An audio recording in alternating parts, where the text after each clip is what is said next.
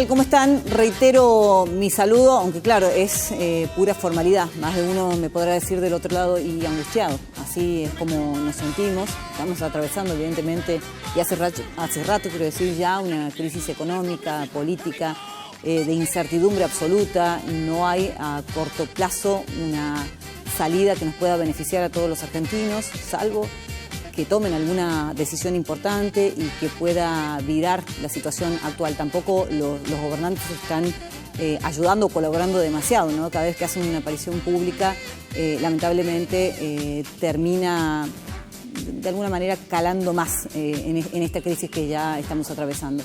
Lo voy a sumar a Félix Lonigro, quien es abogado constitucionalista. Con él vamos a hablar de la política nacional y fundamentalmente de la última aparición de la vicepresidenta de la Nación, Cristina Fernández. ¿Qué tal, Félix? Bienvenido. Hola, ¿qué tal? Buen día, buenas tardes. Bien, yo recién cuando mencionaba que cuando aparecen los gobernantes expresándose, muchas veces no terminan colaborando. De hecho, lo hizo justamente la vicepresidenta de la Nación, pero apuntando fundamentalmente a la Corte Suprema de Justicia de la Nación, ¿no? No hablando del problema económico o del problema político, sino de alguna manera en su propio mundo. Digo, ¿qué la motivó a publicar estos dos videos que se conocieron esta semana? El miedo, por un lado, y además un ADN profundamente instalado en la vicepresidenta de corte o de características antirrepublicanas.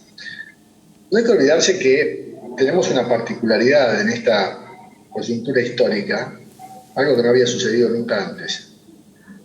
Quien tiene el poder real en la Argentina no tiene el bastón, no tiene la banda presidencial, lo tiene, está al lado, o sea, es la vicepresidenta. Por un lado, eso ya complica las cosas, porque cuando quien manda formalmente no es el que manda materialmente, es difícil.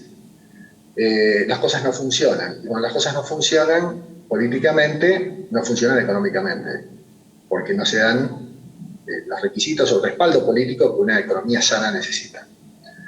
Y por otro lado, estamos hablando de una vicepresidenta que está imputada en muchas causas judiciales.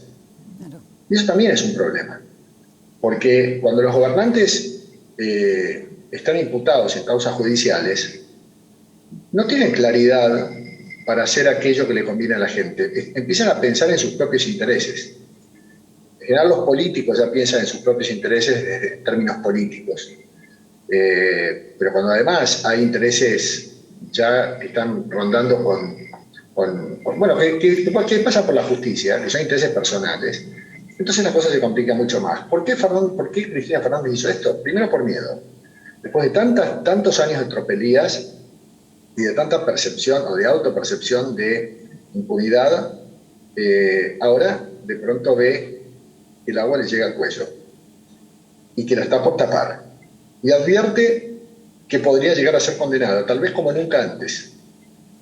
Y cuando esto ocurre, es como un pez al que están sacando del agua, agarrado del anzuelo, un pescador lo saca, lo pone en el aire y el pez se mueve escandalosamente para zafarse de un lado al otro. Es lo que está haciendo la presidenta, una catarsis profunda desde el punto de vista personal, político y por supuesto una catarsis antirrepublicana, porque además su ADN es antirrepublicano. Acá no hay que olvidarse que ella, como populista, como gobernante populista, el populismo no es un sistema de gobierno, es una forma de gobernar. El populismo, lo que le molesta al populismo es todo aquello que no puede dominar. Llámese justicia, llámese periodismo, llámese fiscalía, ministerio público, fiscales. Lo que no puede manejar le molesta. Y le molestan los límites. Y por eso le molesta la Constitución, a la que permanentemente dice que hay que modificar para adecuar a los intereses, entre comillas, populares. No sabemos de qué manera se adecuaría una Constitución a los intereses populares, sino que además aquel que está llamado a interpretar la Constitución y tener la última palabra en materia de interpretación constitucional, que es el Poder Judicial y la Corte Suprema específicamente, bueno, es un combo que le resulta muy inquieto, muy molesto, y por eso embate. Y embate bien. Embate bien significa es una figura política, líder, con poder, aún en el desgaste, y con histrionismo. Porque podemos adjudicarle maldad, pero tiene inteligencia para la maldad. Para ser muy malo hay que ser muy inteligente. Y Cristina Fernández lo es. Y arma bien el relato. Y cuando se arma bien un relato aparece el sofisma. El sofisma es una verdad aparente pero sustentada en argumentos falsos. Y eso es lo que hace, o lo que hizo, lo que hace y lo que hizo en estos videos, en estos audios, Cristina Fernández al embatir contra la Corte, que es en definitiva quien va a tener en sus manos, muy probablemente, la decisión final acerca de si es nada menos culpable o inocente. Antes de escucharte hubiese pensado que embate, sí, eso es evidente, pero no que embate bien, digo, ¿no? Porque pensé que mucha gente, sobre todo muchos argentinos, terminaban asustados con este tipo de discurso porque evidentemente no está viendo la necesidad de la gente, no está viendo su propio problema, su propio inconveniente. Y la pregunta también es, ¿a quién le habla? ¿A quién le habla Cristina con estos videos, con estas publicaciones? Le habla al Club de los 25. El Club de los 25 es el 25% duro fijo que tiene Cristina Fernández. Cristina Fernández ha construido su poder político, Néstor Kirchner también, sobre la base de la grieta. La grieta divide y fanatiza. Los populistas necesitan pobreza, ignorancia y fanatismo. A los pobres los necesitan porque los pueden comprar, lamentablemente. Son pobres, uno quisiera que no lo fueran, pero Cristina Fernández lo ha dicho alguna vez, ella ama a los pobres. En realidad lo que ama es a la pobreza, porque la pobreza le da un sustento de poder, porque usa los fondos públicos justamente para comprar esas voluntades necesitadas. Al ignorante lo engaña.